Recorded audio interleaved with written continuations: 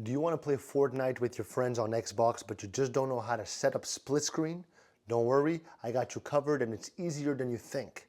So if you've ever tried to play with a friend but couldn't figure out how to share the screen, I totally get it. It's frustrating.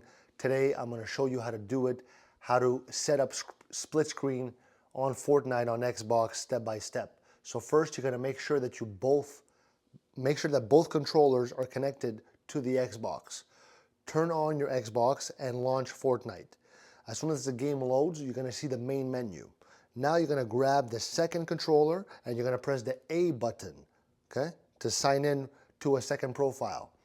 Once logged in, you're going to see a prompt asking you if you want to join a player, you want to join as player 2, okay? Once you're logged in, you'll see a prompt asking if you want to join as player 2. You press the A again, and then just like that, you're ready to play. Here's an important tip. Make sure that your screen settings are correct. Adjust your TV or monitor to the full screen for best split screen experience, okay? So next, be sure to use the settings menu to fine-tune things like screen size and controller sensitivity.